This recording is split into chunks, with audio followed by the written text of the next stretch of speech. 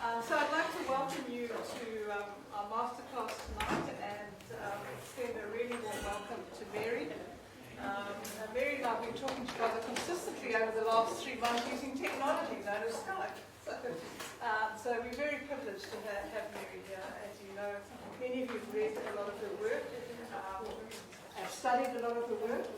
So it's a real privilege to have her here to talk you through the work that she does. And also, a lot of the time, as Mary says, she has to really clone herself 3 times because she's actually really advanced in her research, but she doesn't have time to write it down. So part of tonight is also hearing a bit about the research that she's really been involved in and a lot of the more up-to-date research that she's bringing forward, which is really great. So hopefully she'll have some time to sit down and write it quite soon. At some point.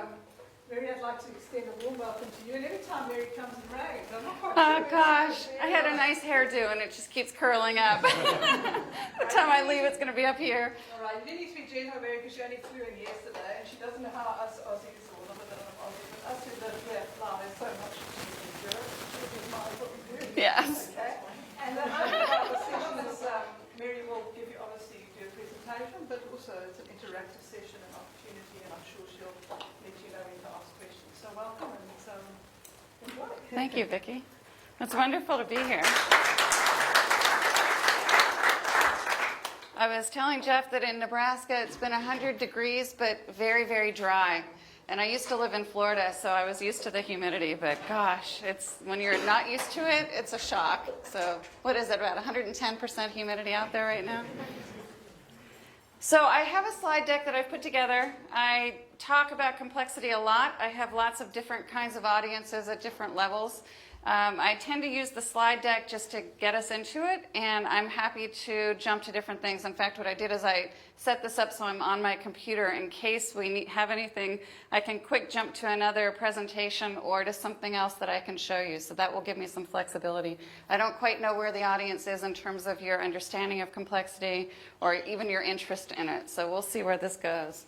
As Vicki said, we've been doing work in the complexity leadership area, and a lot of development has been happening and continues to change. In fact, just in the last month, we've changed one of the names and shifted some things around in the model, so I'm still trying to get myself used to using the new language. What I want to do is share with you some of those changes, but before we do that, I want to give you an overview of just what's happening in the world of leadership. Some people look at these slides and think that it's crazy because they think that we're not in a time of change. So if you're one of those, then you're probably still operating heavily and bureaucratic. But what I will tell you is that the world is dramatically changing in terms of leadership. There's a sea change going on in the field. And it involves a shift from a hierarchical way of thinking to a connectionist view. And the question becomes, well, why is it occurring? It's occurring because of lots of things in the context around technology, around information, around connection. But the reason that we're feeling it in our management and our leadership theories is because the foundations of our modern management are over 100 years old. They were developed for the industrial age, and the focus then was on physical assets, efficiency, and control. But now that we're in the connectionist era, we're in a global knowledge era. And what we need to do is be able to enable intellectual or social assets. That's a significant shift when we think about changing from physical assets to social assets, and to think about efficiency to, instead of efficiency, focusing on intellectual engagement. The focus now is on knowledge, adaptability, and learning. If we think about our current leadership models, they're grounded in bureaucratic principles. It was interesting, I was teaching in a PhD class in the last year, and we decided to go back and do the classic management theory. It's always fun to go back and look at history and get a sense of where we've been. So we started reading the early management literature. Do you know when the field of management got started? When it became an official field? Take a guess. Not really. Early 20th century? It was actually the mid-20th century. It was around the 1950s. when it became more of a field. Do you know when the first management departments were? About the 1960s. So what happened was that management became a profession around the 1960s. And at the time, they were trying to figure out how to make it a legitimate field. And so they had a crisis of legitimacy. So they were looking to science and to other things to try to really make themselves look more like a real field that would match other disciplines in the university. So if you read the first works in management, which we did, we were reading, I can't remember the authors of this one, but it was talking about the M form. And here's what the article said. I think it was the 1960s, and it was a famous author, and it's just slipped my mind right now. But they were describing the M form of the organization, which is the multi-divisional form. And they said, yeah, they have these things that are like departments and functions, and they're organized in these different divisions. And so they were discovering the org chart, what we now know as the org chart. And this was the leading research in the field of management in around the 1960s. So at that time, they were looking to figure out how they could develop a basis for our field, and bureaucracy was the basis that they looked to. And it helped to explain what they were seeing in the structures that were being developed in organizations. So what the focus was on is hierarchy, authority, and top-down flows. So as we know also, the early research on power, remember, anybody know the classic research on power? Who wrote the classic work on power? The 5 bases of power. French and Raven, 1950s, the 5 bases of power: position power and personal power. And position power is this idea of authority and the fact that leadership in the organization flows downward. Now, what was interesting was that we had the study of management, we have the study of leadership. Leadership began to emerge in a field. It came primarily from psychology, although there was some social psychology thrown in. And they started to study the human relations aspect of the organization. So we'd have managers, and what the managers do, which was more the management function: plan, organize, lead, control. And then leadership was the research that focused on what the managers do to inspire and motivate people to follow. So that was the basis for the human relations approach to leadership. So the focus there on leadership was top-down flows. Leadership is the manager, and the manager tries to get the others to go along and follow. Essentially, the idea is that you're motivating people toward organizational directives or goals.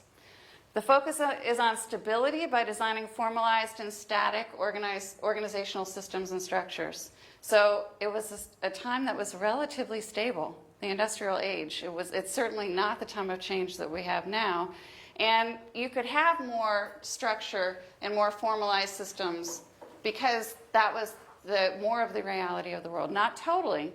We still had organic and discussion of organic, but to a large extent the focus was on stability. But the problem is that these principles upon which we've based our leadership and our management thought aren't working anymore. And if you ask managers and organizations, they'll tell you this. I had a student, someone who had taken my executive class several years ago, call me and he said, this transformational leadership stuff just isn't working. I learned it in my grad program.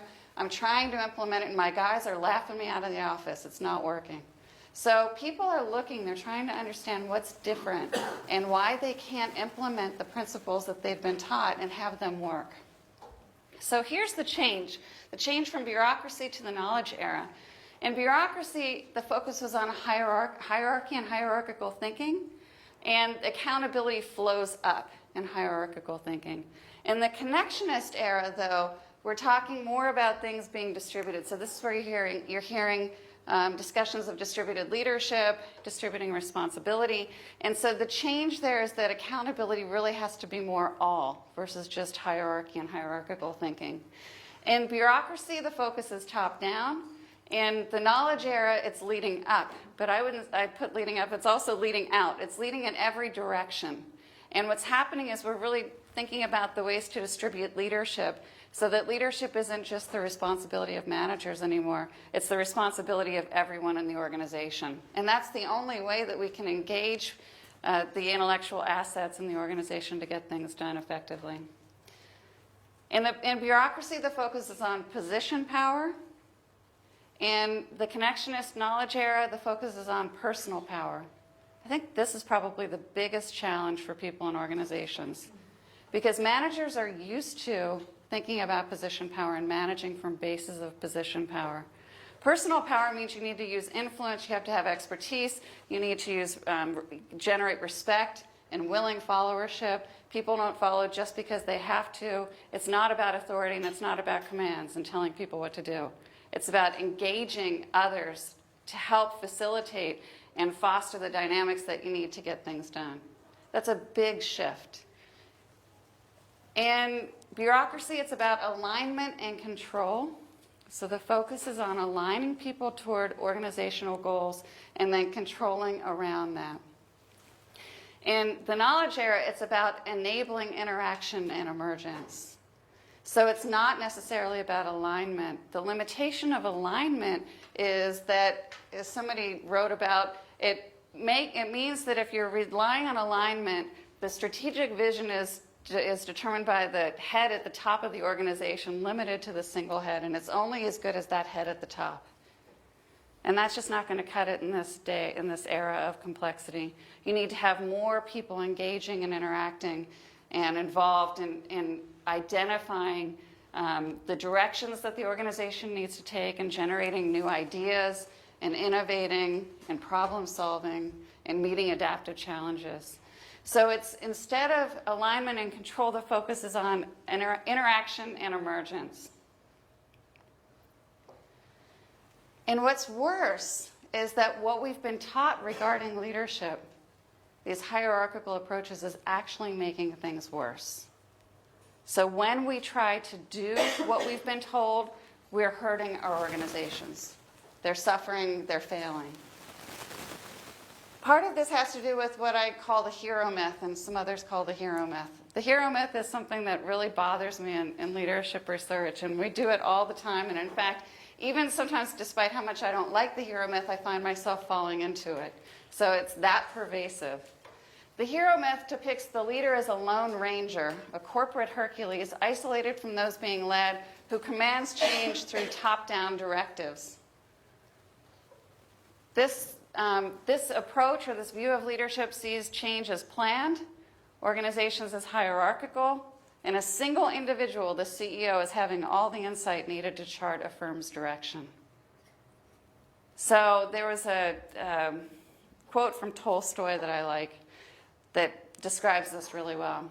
The French Revolution was the product of millions of people all over France, all over Europe even. And yet the story of the French Revolution comes down to a handful of people operating in an office in Paris. That's how we describe these things. And it's a myth.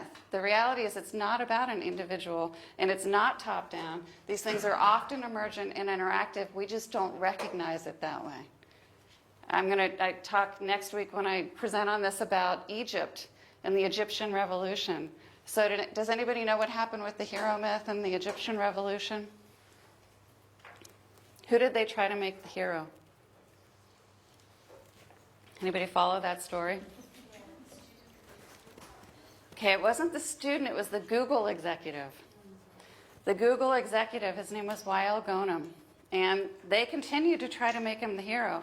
I was just researching some clips because I'm going to use this in class, and you can see CBS reports, finally we have the hero of the Egyptian Revolution. We've located him. Here he is, Wael Ghonim. He's the Google executive who's been leading all of this behind the scenes on Facebook and organizing everybody.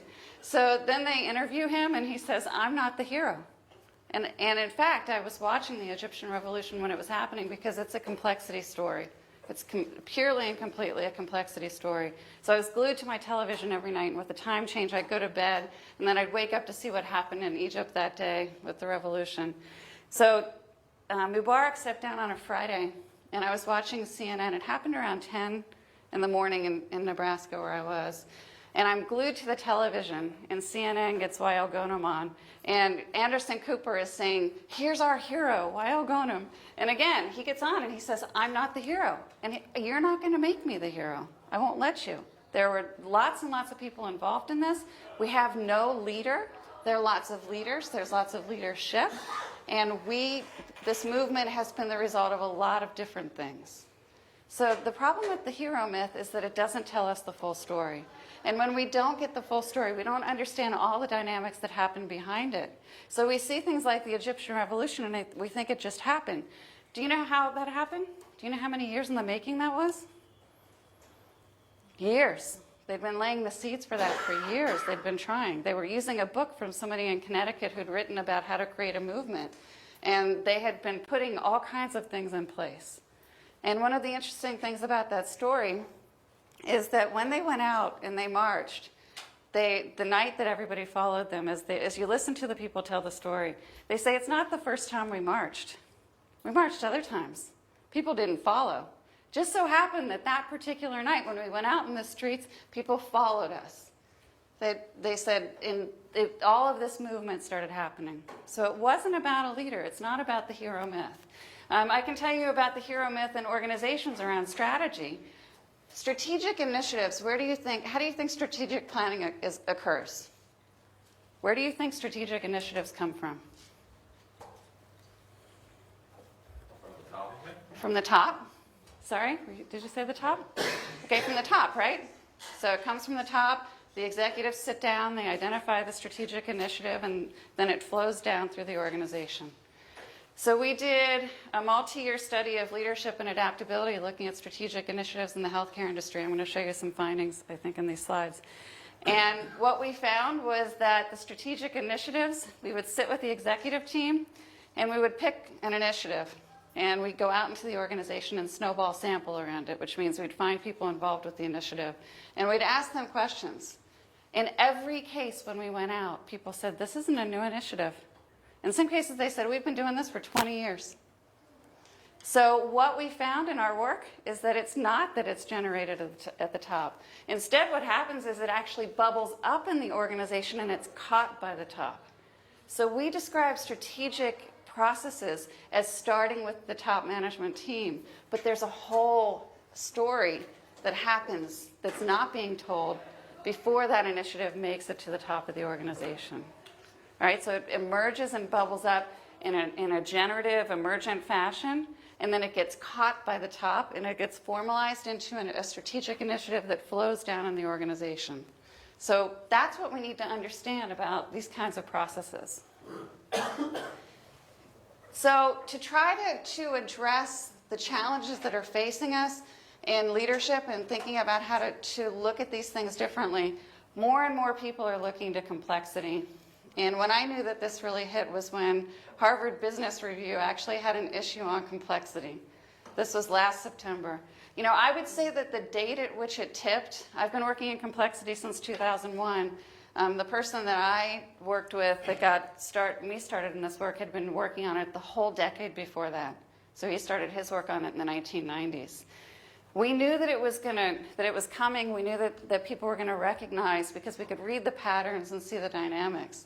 But in 2011, September, Harvard Business Review put out their first issue on complexity. There was also an IBM CEO report that came out in 2010, and the #1 issue raised in that, and I might have that in the slides too, was complexity. So this is something that just in the last year or two is really tipping in terms of people beginning to understand that this can help us think differently about leadership. So why? Why complexity? It's because complexity offers an alternative to bureaucratic assumptions. What I began to realize in my own work was I knew where we needed to go. I knew that we needed to think more about ways that we could get to empowerment, self-management kinds of models. But I knew that our hierarchical thinking and the bureaucratic assumptions were holding us back. And the reason they're holding us back is this. If we think about empowerment, do you think empowerment has been a successful movement in general? Okay, I see some yeses. How many people say yes? Raise your hand. Okay, not very many. 3, 4, 5. How many say no?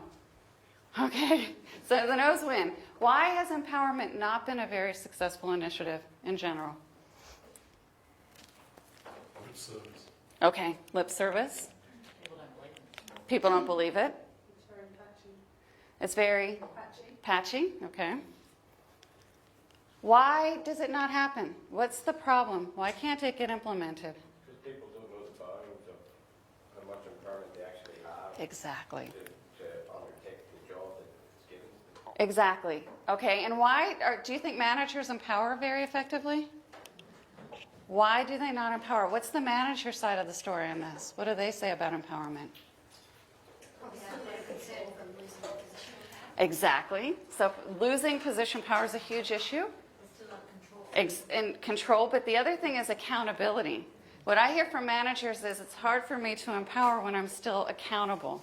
So all of these things are related to hierarchical thinking, and the problem is that if we have hierarchical thinking where accountability is going up and managers are still responsible, and that it's about giving my power away, giving some of it down away, that's never going to work. So the problem with empowerment isn't the concept itself. The problem is the hierarchical thinking behind it. And I am a huge believer in empowerment, but I wrote it off in the 1990s. I was doing lots of work with organizations around it. I was very excited about it, but I saw that it was not working. So I was looking for some other way to think about leadership that was not grounded in bureaucratic assumptions. Bureaucratic assumptions are hierarchy and control. How can we get away from hierarchy and control? So what complexity does is it shifts. It has a very different base of assumptions. In complexity, there is no centralized control. So we tried to go out and do our early work on this. I'll never forget, we were presenting in Colorado and there was a banker in the room.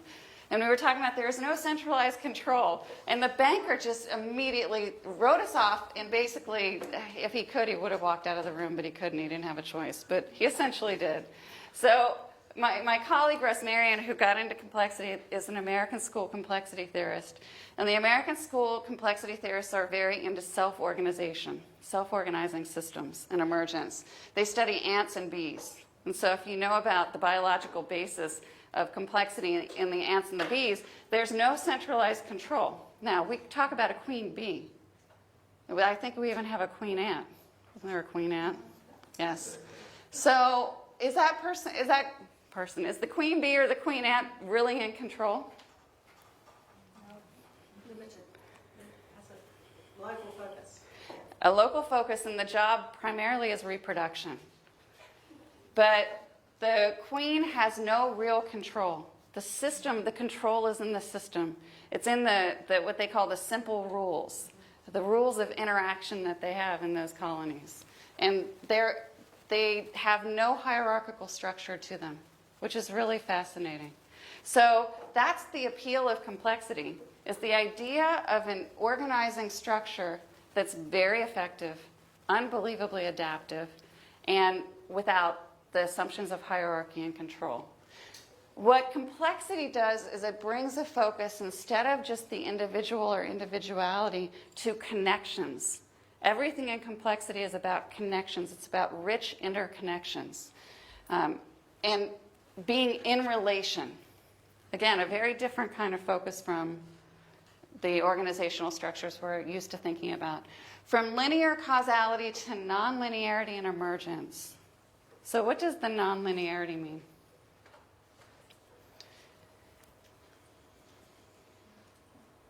Doesn't go from A, B, C, D. Right, doesn't go from A, B, C, D. The reciprocal interrelationships, I guess, would be one example. Okay. Have y'all heard of the butter? Oh, go ahead. Matrix, like a matrix design, where there's multiple connections all the time. Okay. Could be quite random. Yes. The really interesting thing is more of the allowance of random events to occur. So the butterfly effect is the most famous one that they talk about in chaos theory, not necessarily in complexity theory. But the idea that you have these interactions that start with small events and can grow and scale to very big things and have consequences far away. So we can think of an example of something like this as the economic crisis. The economic crisis is an example of nonlinearity. So in what way? Tell me about the economic crisis. How did it come about? What was it? People sell money to over and over and over again, banking on the ability of somebody else believing that there was going to be more than that at the very end. Okay. Which was the main thing, and then whenever somebody actually identified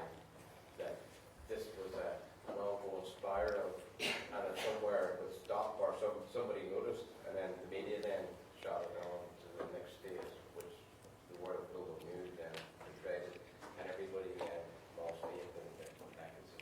Okay. Anybody else have more parts of the story? What else? In many ways, it was a lack of control. Yes. Okay, so in what way? Well, government's allowing organisations to get away with economic murder. Okay, so deregulation. Yeah. Okay, what else? Anybody have other pieces of the story? There was a real conglomeration of several small financing companies. Yes. Larger units which weren't allowed or Okay. What else? People being rewarded for the wrong thing. Yes. Okay, it was derivatives. It was mortgage lenders. It was deregulation, as we said. It was this interconnectionist, so there were lots of things. And what happened is a classic complexity story again. These separate things were happening, and they linked up, and they collapsed together and created what's called a phase transition in complexity. When these things all collapse together, all of a sudden, whammo, we're in the economic crisis. And it looks like it just happened, but it was all of these series of events linking up. And the phase transition is when it takes on a different, it's scaled. It scaled to a level that transformed it into something different, and we named it. We called it the economic crisis. Now, if you're thinking about leadership and trying to lead in the economic crisis, can you lead using classic models and bureaucratic models? No, it's not hierarchy and control. That's right. Yeah. Exactly. So what can you do? adapt. Okay. You can adapt. Experiment. What else do you do? You can only control what you can control. So to a certain extent, you have to just focus on your immediate actions that you can take Okay. to minimise the loss and damage. All right. So what was the main thing that they did in response to the economic crisis? And in fact, Europe just did it. Austerity measures. Yes. So tell me what those are. So in other words, what they're saying is that they're not trying to have growth anymore. What they want to do is people to pay the money back in taxes so that the governments can become taxed up again to actually start the system over again. Exactly. So that's what they're trying to do, right? Okay, now in the U.S., what they did, the main thing that Henry Paulson did was the stimulus money. So one of the first actions they took, other than bailing out and trying to save some of these organizations, was stimulus money. So what they understood was that this was a complex system and that they had to interact with it. They couldn't control it. So they tried to interact with it and influence the direction that it will go. And that's the different kind of thinking you get with complexity leadership. It's about interacting with complex dynamics. And the same thing happens in organizations. In organizations, we teach leadership as how? How do we teach leadership? What is most leadership training and development about? Efficiency and productivity. Okay, and how do you get that? Engagement. Engagement of employees, right? So primarily what we teach in leadership development is a human relations model. It's about how do I as an individual motivate, inspire other individuals, my employees, to do more? And how do I align and control them? Now, if we think about that, how do I motivate you? Is that really what leadership is about? Does that really tell the story of what's happening with leaders and leadership? I've taught this stuff. I taught it all during the 90s. And my first frustration was that I had to teach things that were nowhere in the research that I was doing. So all of the leadership theories, I'm a leadership researcher, and all of the research I was doing, I didn't find any real good application to practice for the most part. That was my first frustration. My second frustration was I spent all that time teaching it, and it was not the right thing to teach. Because it's not the reality of what managers and leaders in organizations face, and it doesn't even define leaders the right way. So we have a fundamental problem in leadership. The fundamental problem is that we think leadership is only about managers. So we equate leader and manager, and we say the manager is the leader. We send managers to leadership development programs for training, and we train them in how to motivate an individual. We don't train them anything about the systems or the complex. Now, there's some exceptions to this. So I'm talking about the leadership industry in general. But in general, we don't teach them about the complex systems in which they're operating. And when we do that, then we're missing the whole part of the interaction and the interconnectivity, which is the rich environment in which managers operate.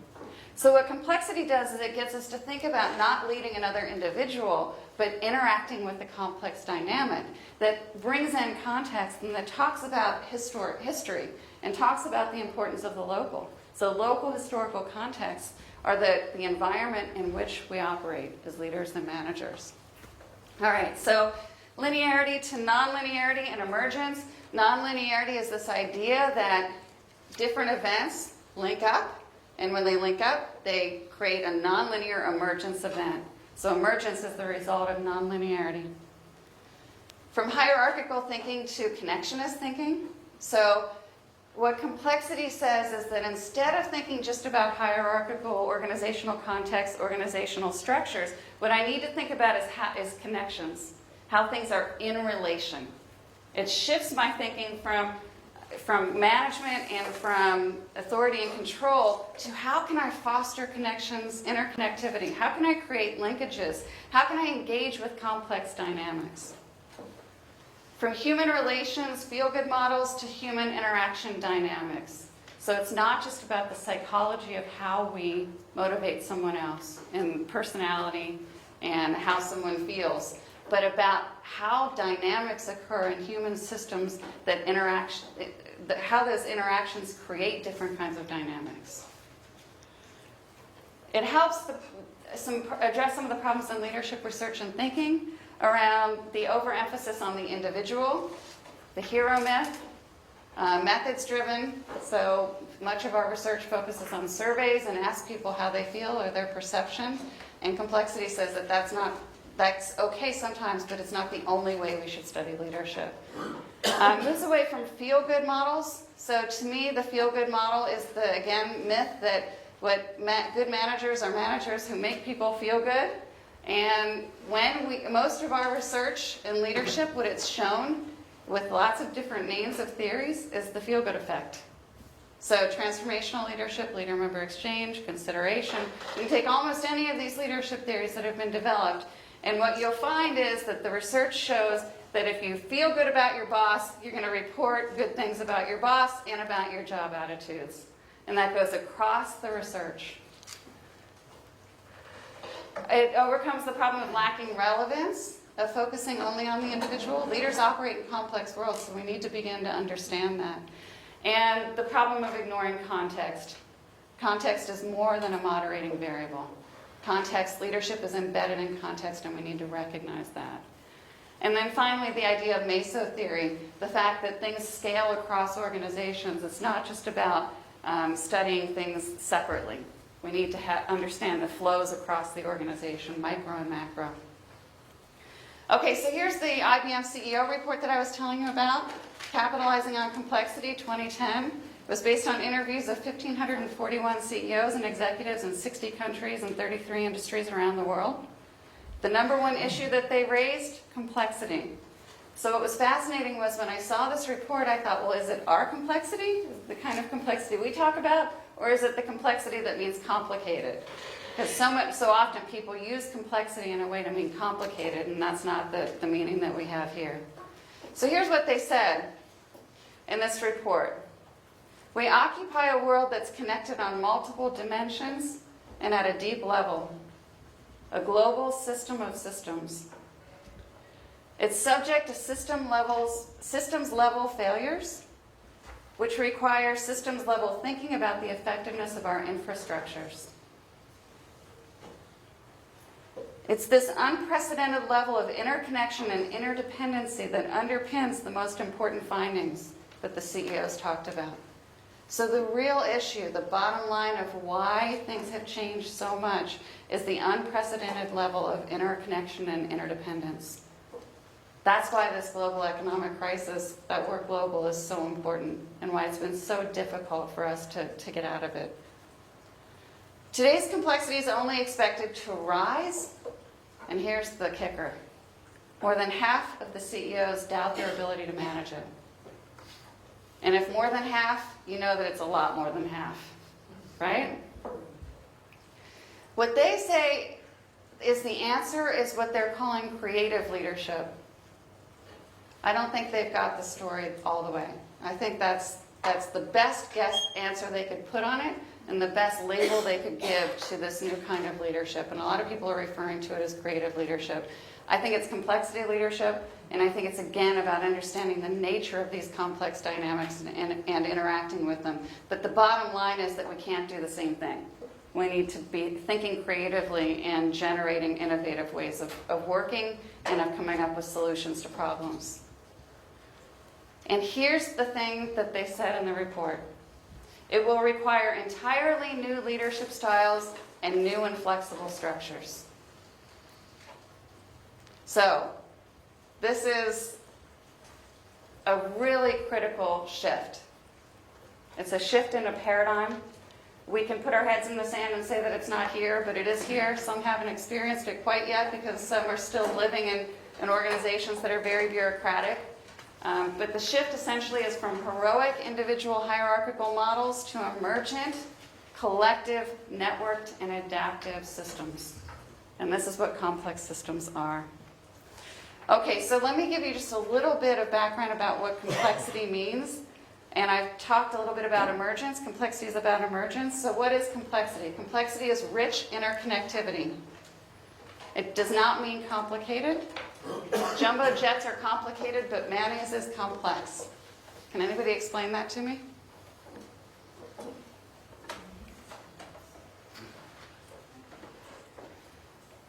What does that mean?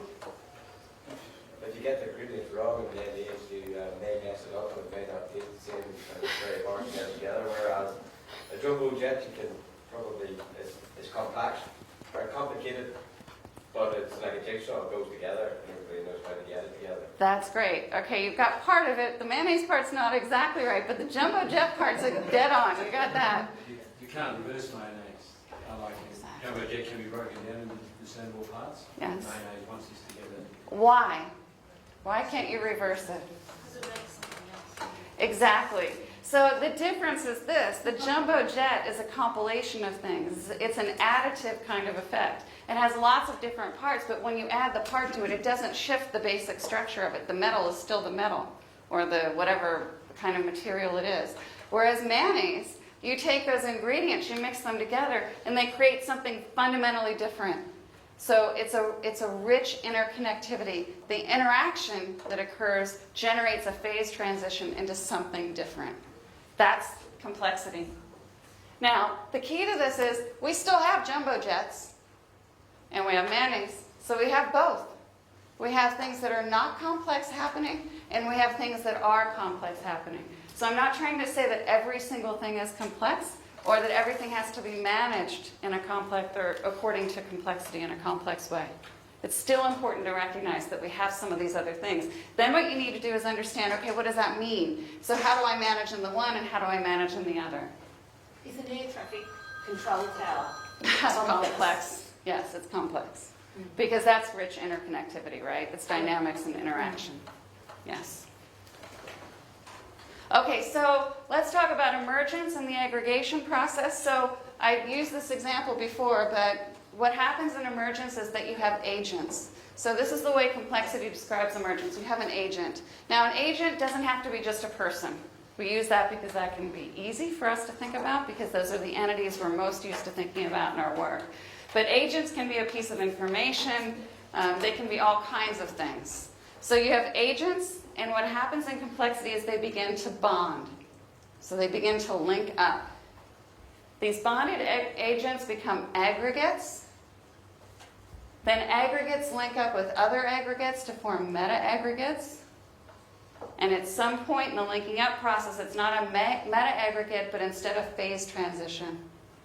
And the phase transition is when it takes on a new form. So the story again, I'm very overly simplifying, but we have unhappy Egyptians. They start to find each other. Then you get Egyptian rebels. You've got the different groups. So now it's not just individuals, it's actually groups. And we know that there were different groups. So what were the different groups in the Egyptian revolution? Sorry? Muslim. The Muslim Brotherhood. Okay, who else? Christian, Okay, Christians, who else? the military, The military, which was a really important group, actually. The students, right? So you start to get them. Now, what was fascinating was these very different groups actually then began to link up. That's when they all linked up together, and the key was the military. When the military didn't kill them all, that's when it became the Egyptian Revolution. And all of a sudden on the TV, we're hearing this thing called the Egyptian Revolution. All right? Where's that now? Since the military's now created a different complexity in the matter because they have signed up to say that they have more power than the government itself, and now that they've dissolved the government again, so they've just added another complexity because they want the hierarchy again. They do, and this is what's really interesting is that when we started our work, what we thought, we had a very strong anti-bureaucratic bias. I really don't like bureaucracy. And so we were almost rebels ourselves and pushing on the complexity side. Pushing so hard that our early presentations and our early work on this said that we don't want bureaucracy, that it's about the enabling leadership and it's about generating the adaptive dynamics. And then we did our research. Well, we were getting a lot of pushback on that anyway because people didn't like it, but we thought, oh, they're just bureaucrats and they just love their bureaucratic model. So when we did our research, what we found was that we could not identify what we had in our theory called enabling leadership. Enabling leadership is the piece that's supposed to foster the connectivity and the adaptive kinds of dynamics. We couldn't find it. It was not there in the way that we had theorized. And in fact, what we found over and over again was that it wasn't about the adaptive necessarily, it was often about the administrative and the constraints that they put against it. So bureaucracy is not good, but administrative function and those pressures around the idea of the efficiency and the results and what comes along with administrative is actually something that can be very effective. But as long as it doesn't stifle. So in the Egyptian story, the military had the opportunity to stifle. We see that in Syria. The military is doing everything they can to try to snuff it out. They can't snuff it out. They're still fighting. In Libya, they tried for quite a long time. And this movement was strong enough. But in Syria, they're trying. And in Egypt, they didn't snuff it out. So they won. But here's the problem. You then have to have some kind of system that does have the administrative, more bureaucratic kinds of elements. So a good example of this one is Occupy Wall Street. Did anybody follow the Occupy Wall Street movement? Did it come to Australia? Okay, so you have Wall Street in Australia too, huh? You have the 99%. So people ask me, is the Occupy Wall Street movement, was that a failure? Do you think it was a failure? The message was? The message was a failure? Who said that? You think the message was a failure? Well, the one thing, and then I would get you for that, but is that's the moment you start dividing the political groups and you end up with an initial good idea, but you water down your target group so much that you end up with 2% of the population. Okay. So, is that necessarily a failure? More people are informed to raise the awareness. I don't support it at all, but I wasn't aware of it before it happened. Now I'm aware of it, now I'm thinking about it. right? And over time, it's just like little things will actually happen. Yes? I wouldn't call it a failure if people are informed. But people didn't connect to it. It's by It faith. doesn't connect until we're in the day. But link back to their aggregates, they try to become an aggregate, but they fail to link up bigger aggregates to it.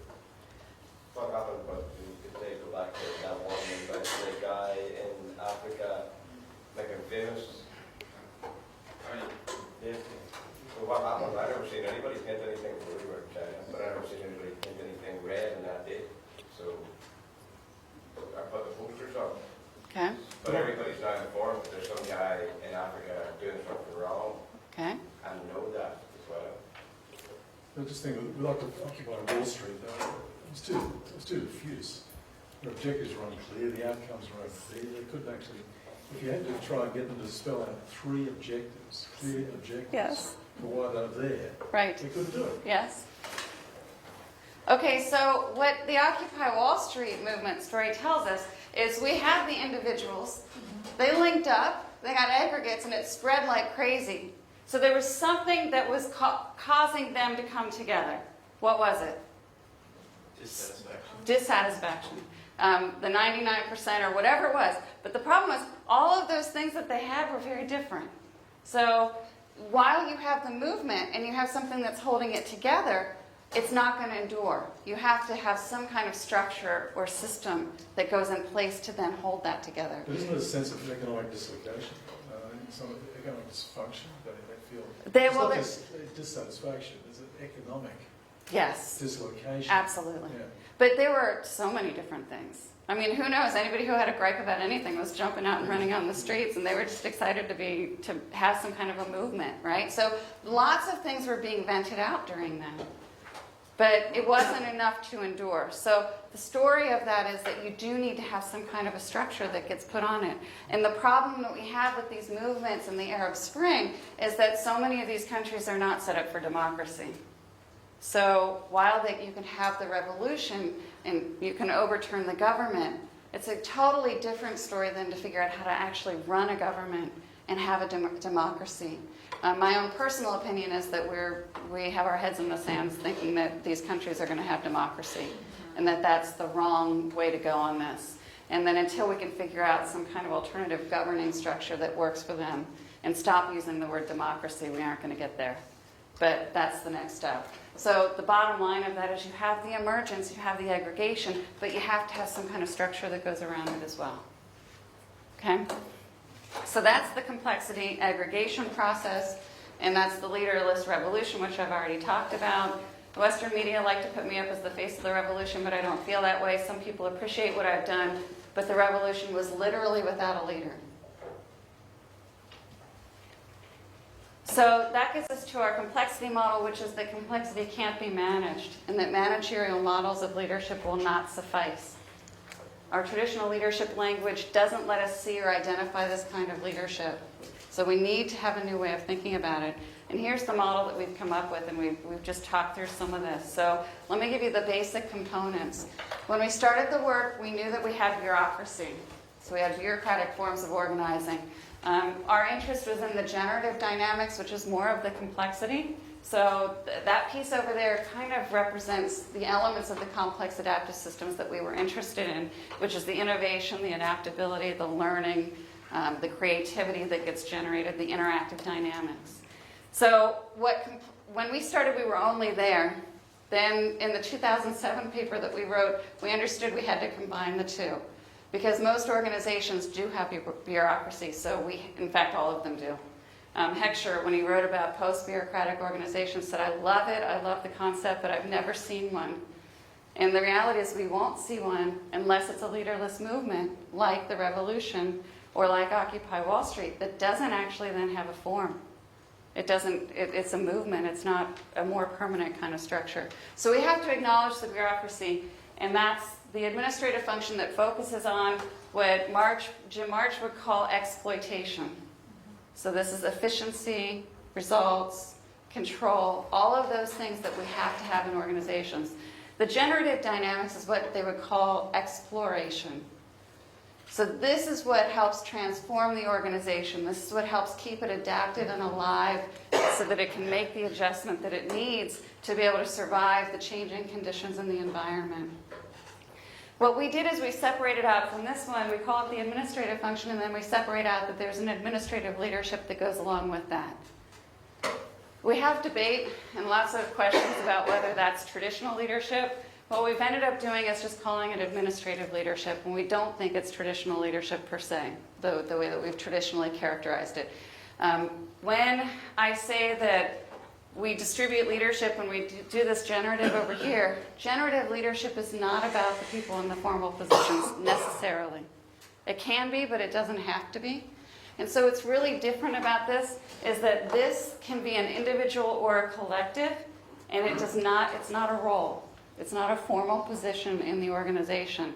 This is a behavior that people engage in as they generate new ideas for the organization. So it's really distributing leadership. Does that make sense?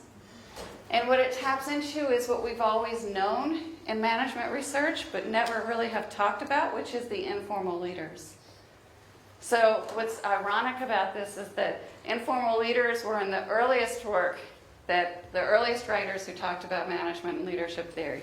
Mary Parker Follett talked about these same kinds of principles. You can look at Barnard and Selznick. Barnard, they recognize there's a formal organization and an informal organization. That's really what this picture is showing. What happened in management research and in leadership? What happened to the informal? In our research, our study, our training, our development, where is it? We were infatuated with this. We focused on this. So we focused on the formal and we focused on administrative leadership. In fact, what some would say, if you're really cynical, is that the whole point was to suppress the informal. So that what they were trying to do was control in ways that they put, and the critical theorists will really go on quite a bit about this, that it's suppressing the informal dynamics, trying to keep it down. All right, so this picture is about the formal and the informal, and about dynamics and functions, but also leadership that occurs around that. Originally in our model, we had enabling leadership over here. We thought that enabling leadership would generate the dynamics, and then, so we were focusing on how do you get this, and then it would help flow it into there. So we recognized that there was an innovation to organization interface. When we went to code the data, we did research in 9 different organizations. We have literally hundreds of interviews. We do 30, 40 interviews per company, per organization. We coded massive amounts of data. And what we found as we were coding was we could not identify an enabling leadership that looked like that. Instead, what we found was something here in the middle. We've played around with what to call that. We knew it wasn't enabling. We had it as complexity leadership for a while. We actually had adaptive leadership over here. This is the adaptive function. So in the last month, what we've done is we've recognized that this is really the adaptive. This is the generative. So this piece that's over here, we're now beginning to get more clear about what that looks like, and it's what we're calling adaptive leadership. This piece here, I'm very clear on. That's really not so hard to come up with. To describe it in a simple way, it's individuals experiencing ideas and pushing those ideas. So it can look like voice, it can look like pushback, it can look like workarounds, it's creativity, but it's all of those things that are pushing against the system. And it can come from dissatisfaction, or it can come from proactivity, where people are really proactive. It can also, what Hari Sukas would say, is that it doesn't even have to be that intentional or that pushy. It actually can come from just everyday interaction, day-to-day work, people doing their jobs, doing it differently, and then that flowing into the system. So you can think about that with the path. If you've got a sidewalk, and then you've got people who cut across the grass, and you get a path that forms, that's an informal kind of emergence. It's not really thought out or intentional, it just happens, and pretty soon, I know in our university we had examples where they would come in and they would cement those paths. So that then becomes a formal structure. All right, so it can happen in all different kinds of ways, but that's the generative. The administrative we're all familiar with. That's the strategizing, this is the planning, the controlling, this is budgets, this is time constraints, deadlines, all the structuring that we do to try to generate efficiency and adaptability. And then what we found in our data was that, as I mentioned earlier, it's the tension between the adaptive, sorry, I have to get my words right because we shifted this, between the administrative and the generative. It's the tension between those things that generate the emergence. So in almost every story that we saw, what happened was when there was innovation is it would start to bubble up or emerge, it would hit against the system. The system is the administrative, the formal system.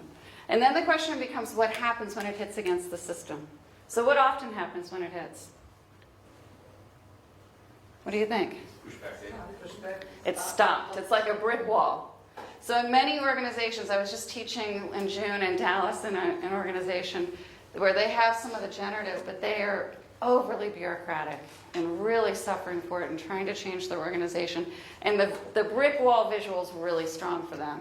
So we actually had a picture we were using of the brick wall and how it would run up against it, and it was just a solid brick wall. Now, when you've got a solid brick wall, what's going to happen to that generative function?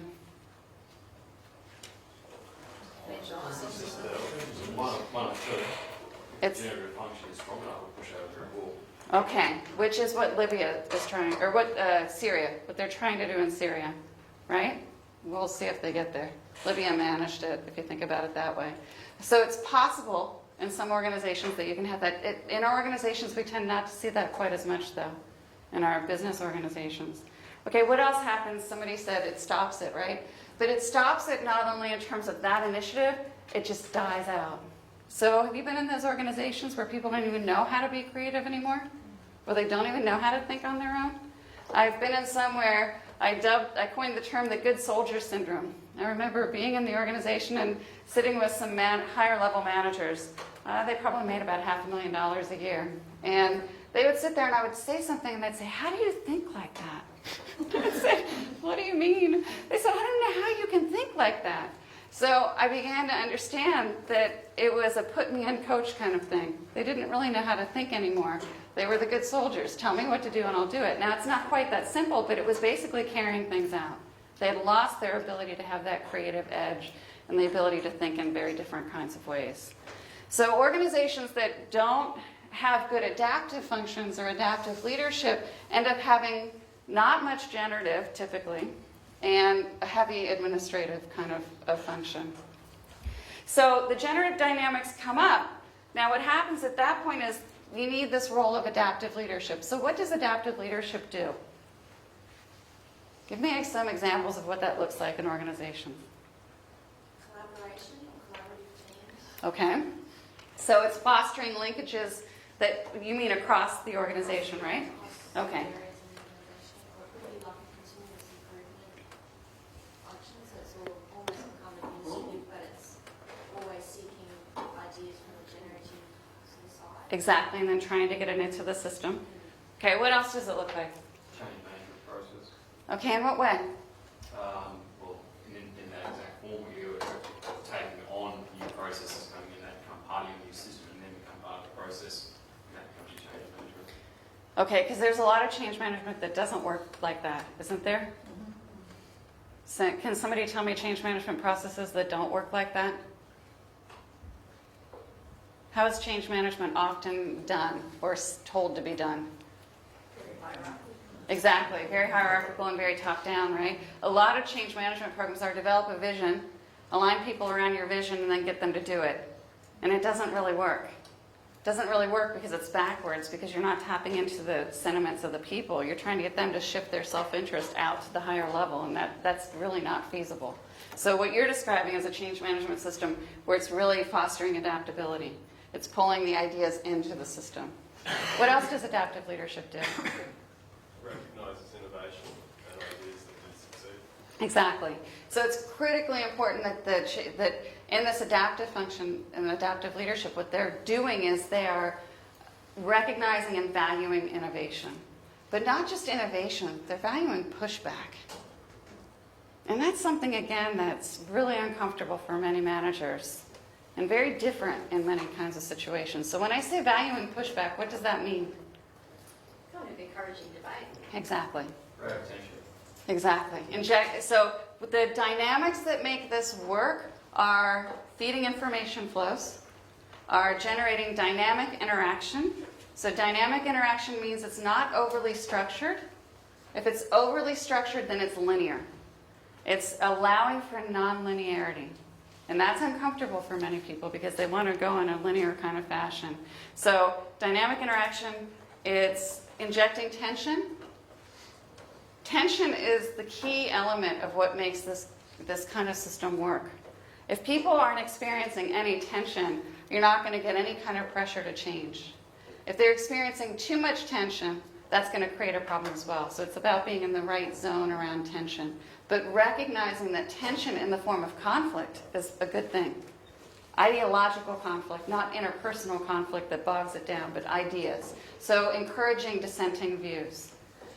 This is managers who have employees that push back, and instead of stifling them or putting them down, actually listening to them. Now, it doesn't mean that they have to act on it all the time, but at least they listen to it. And I don't think that this would ever be about acting on every one of those. We wouldn't recommend that ever. But if you're never listening to pushback, that's not good. And in fact, managers who are not getting pushback, that's a bad sign. So if as a manager you're not getting pushback at all, ever, that's a bad sign. Because that means that people are not telling you things. Because they have things that they want to tell you. They have different ideas and opinions. All right, so the adaptive leadership is about generating those dynamics that foster innovation, adaptability, and learning in the organization. It's about loosening and tightening. So I'll show you some slides on this. Okay, so here's the basic summary of complexity. Traditional leadership, what it does is it focuses on alignment and control, which we've already talked about. And the change effort is driven top-down, which just came up in our example. It relies on leader vision, inspiration, and execution. So this is about execution, getting things done. Complexity leadership is focusing on interaction, and somebody used the word collaboration. Collaboration is a good word to think about for this. And adaptability. In this case, change is emergent. So you're looking for change to emerge, and you're trying to capture it and capitalize on it. It's not that you're driving it necessarily or you're determining it. You're allowing it to emerge. You're creating conditions for that emergence. And you do this by seeding the organization with generative properties and being effective for day-to-day performance. So there was a great article that Raghu Garud wrote, I think it was in Organization Science, where he studied Infosys. And it was called Emergent by Design. And I read the article and I thought, oh my gosh, this is our complexity model all the way. It was a case study of Infosys. So this last part about seeding with the generative and then also being effective for the day-to-day performance came directly from his work. Okay, so what traditional leadership does is it focuses on alignment and control, which is the administrative function, but what that does is it suppresses these generative dynamics. Now, not always. But it can if you do it too much. So a certain amount of constraints can be good, and it can generate emergence, but too much of it is going to stifle it. You need to have adaptive tension for generative dynamics. And that tension comes from pressures. The number one thing we found in our study around how people experience complexity was pressures. Pressures are all over our data. This is not something we talk about in leadership research. Yet in our coding, pressures are everywhere. And in this case, what I said is the pressure can come internally, but what we were studying in the healthcare industry was the pressures were typically coming external. So what that does is it drives the system to adaptability. At the system level, this is called the law of requisite variety, and it means that it takes variety to beat variety. So I think my next slide is this figure, and yes it is. I want to show you this figure. This is my favorite figure. So I'm a geek, I'm an academic, and I love these kinds of things. I had been working in this area for a while, and what happened was this. Bill McKelvey and Max Boiseau wrote an article in 2010 in Academy of Management Review, and they put this figure I'm going to show you in their article. And it clicked for me. As soon as I saw it, I said, that's what we're seeing in our data. This makes sense. So I started using it with a couple of managers that I work with. I have one who is starting an organization of sales managers, a network of sales managers for training. He's using this as the basis for his whole core competitive advantage and what he's training and developing around. And the other thing was, a couple of years ago, I was teaching with Ann Harbison from Gallup, who was trained by Ron Heifetz at Harvard, and his adaptive leadership model, and she had drawn the exact same figure. In fact, I brought Bill and Ann together in New York. We had a meeting in New York in May to talk about complexity, and I had them both put their figures up, and the people who were in the room said, "You didn't talk to each other?" They said no. So Ann had the same figure as Bill. This is the figure. It's called the Ashby space. And it's based on the law of requisite variety. So Ross Ashby said that it takes variety to beat variety. So if you have variety in the environment, then you have to have variety of responses in your organization. That's what this picture is about. Now, what Bill and Max did is they turned that into, instead of Ross Ashby space, they put this complexity piece around it. And essentially what it says is that if you're going to operate effectively, you need to be on this diagonal line. This diagonal line is the right place to be relative to the stimuli in the environment. And this bottom part is called the ordered regime, the middle is called the complex regime, and the top is called the chaotic regime. So at the bottom, you're in order. In the middle, you're in complexity, which is the complexity I've been describing all day. At the top, you're in chaos. So chaos is where things are completely out of control and unstructured. What they said is that you need to drive to that diagonal line. Now, what happens is when most organizations or managers experience complexity, where do you think they drive toward? Order. That's what's so beautiful about this. Almost always they're going to want to drive to order, when they should be oftentimes driving to complexity. As we're increasing to this idea of complexity, we need to be driving to complexity and stay in that regime. So this identifies the importance of that. And chaos, you don't want to be in chaos. Because if you're in chaos, people are experiencing it as out of control. So Ann Harbison's figure was from Ron Heifetz's Cook the Conflict, which says you want to cook the conflict so that you stay in that blue zone. That's where that's your magic spot. And if people are getting up to here, to the chaotic regime, it's too heated up. You got to turn the heat back down. If it's down here in the ordered regime, you're too low. You don't have the necessary tension going on in the system. All right, so this is really what adaptive leadership is about, is thinking about how you can keep things in the organization in the right zone. There are some things that require order, but it's not going to be the majority of things. And if you're driving down to order, you're going to find that that's a problem.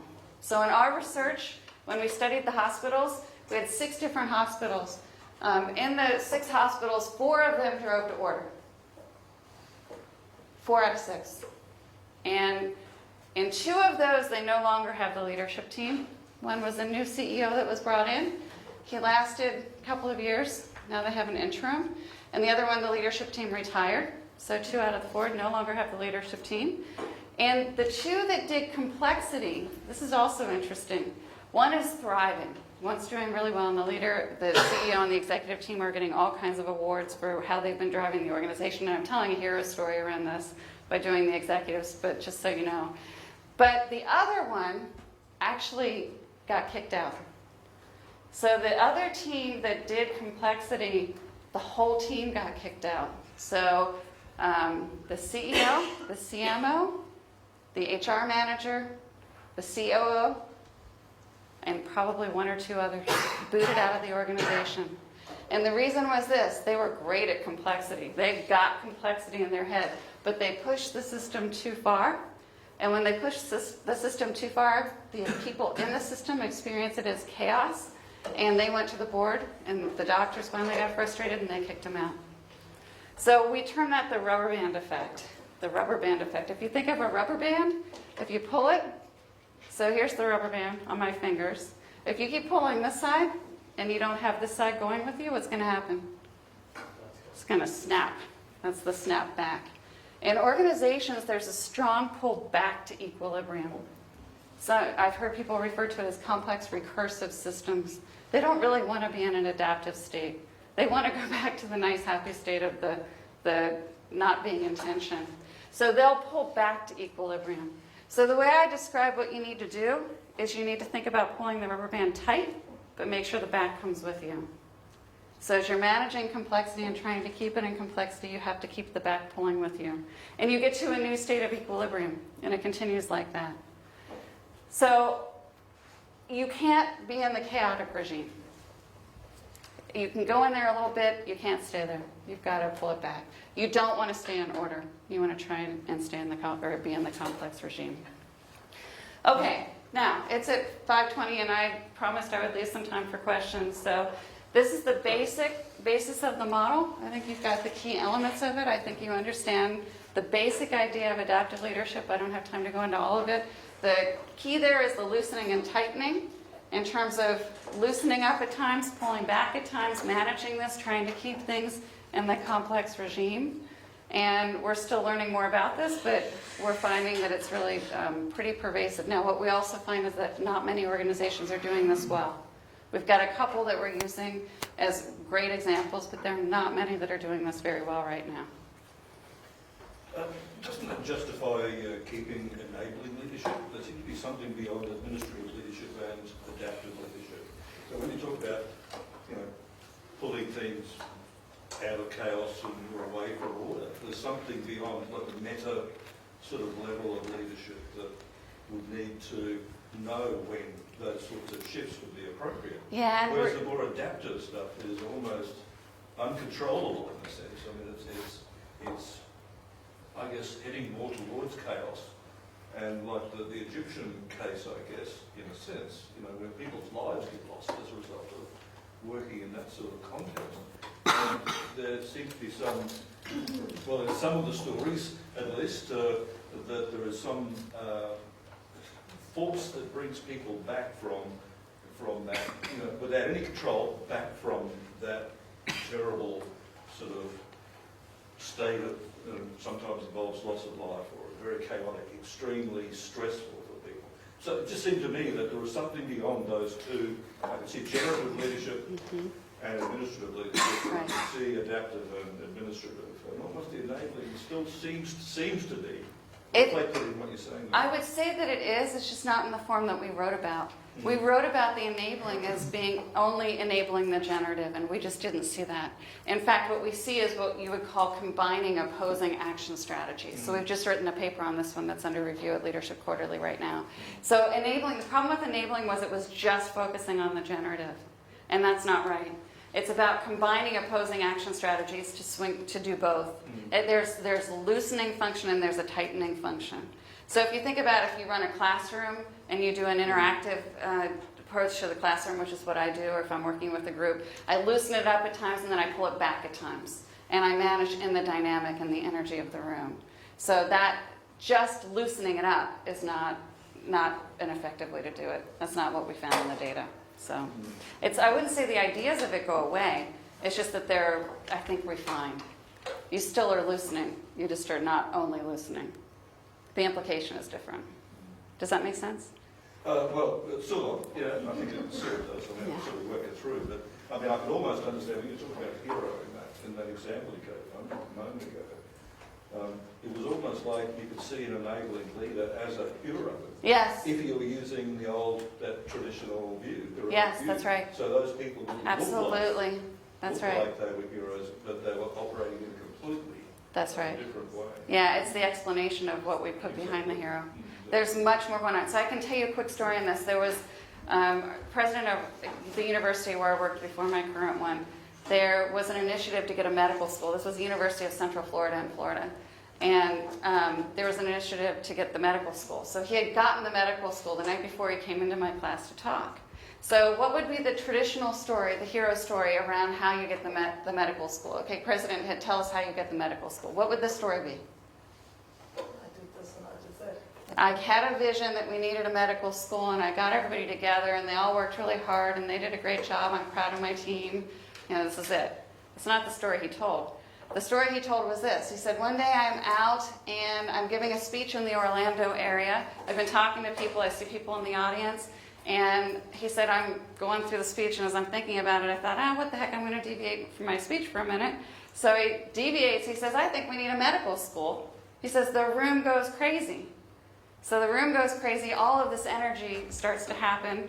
And there was somebody in the room that had land by the airport that wanted to develop it for the school, somebody who was from the medical association about the shortage of doctors, somebody from the hospital about this, somebody from the community about this. All these people were in the room, and they all got together and decided that they were going to work on this. And he said, it wasn't me, it was a team. There were some great people in my organization who did it. I did not do it. Same thing Wael Gonum said. He said, I helped them, but I did not do it. The other piece of the story was this.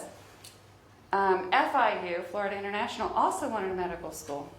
And they found out at the time that they were gonna have this initiative. So what's the typical response to finding out that another school in your state wants a medical school? What are you gonna do? You're gonna compete, right? So you're gonna try to do everything to show why they shouldn't have it.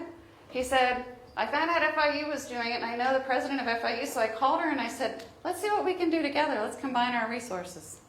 Here's the beautiful thing. They both got the medical school. So a very different kind of story. And the other thing about it is he said, hey, it wasn't just that one time. I'd done this before where I'd floated this idea of a medical school and it didn't happen. It just so happened that that time it took. That's a complexity story.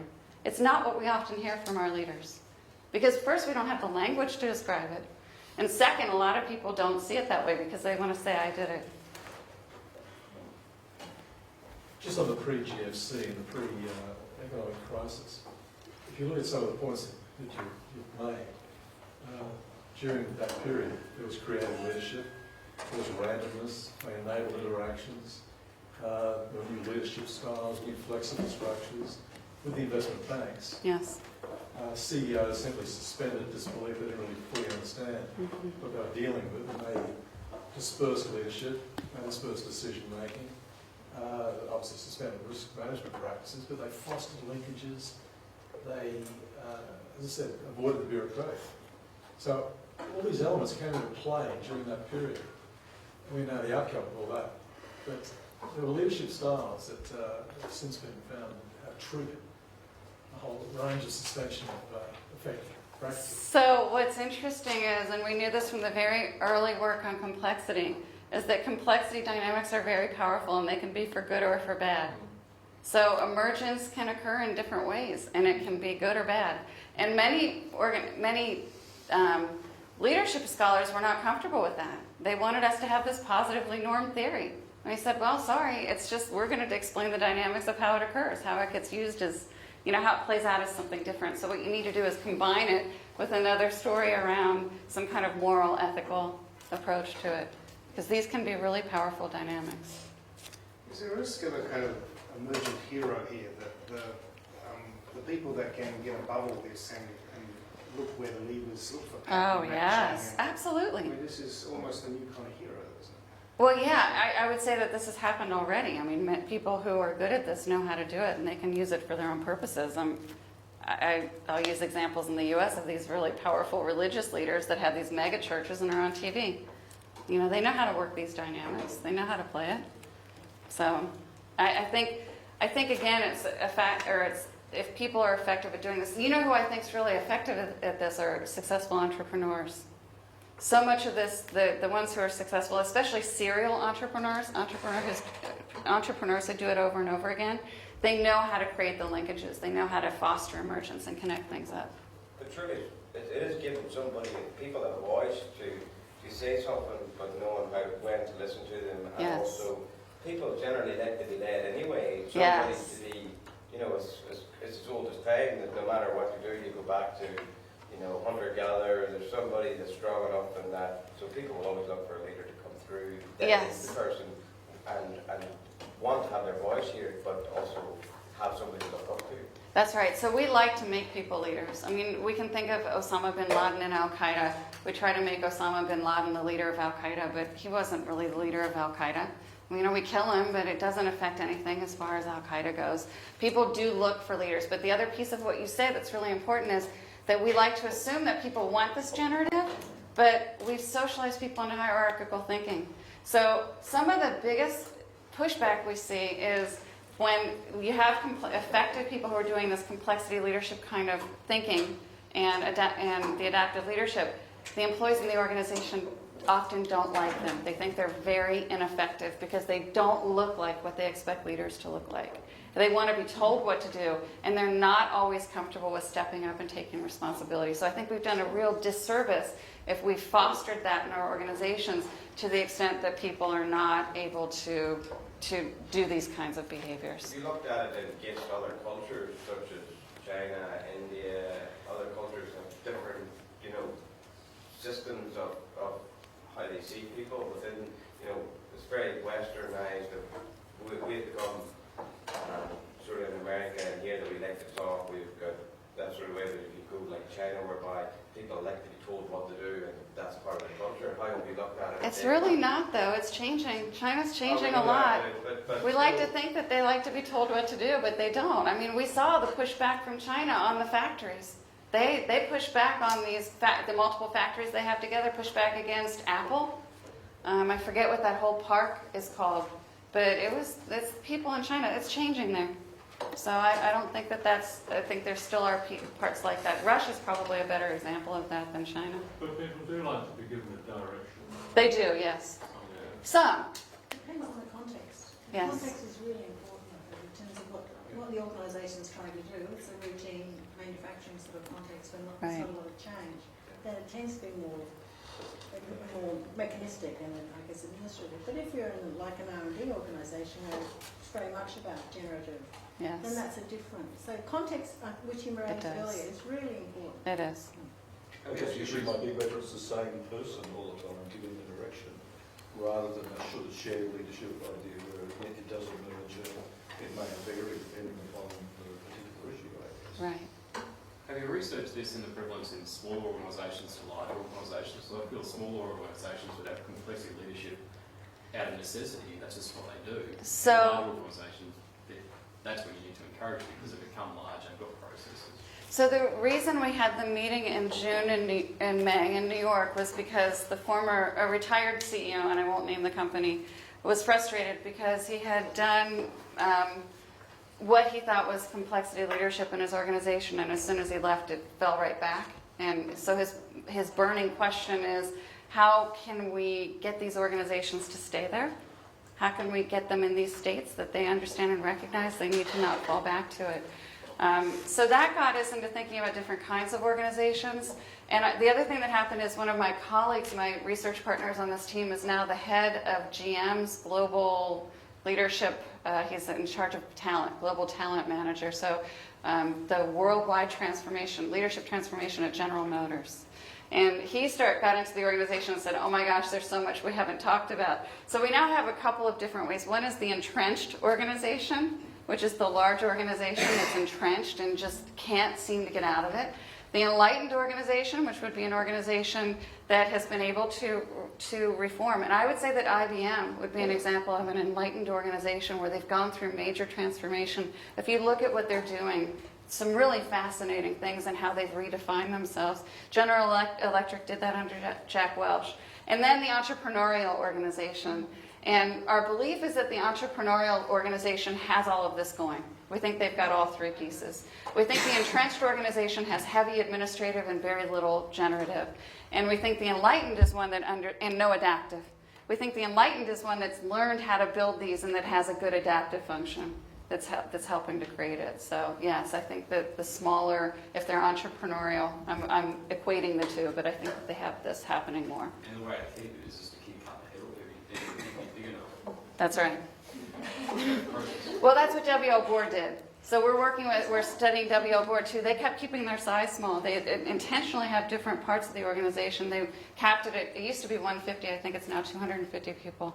And they won't let a group get bigger than that for that very reason.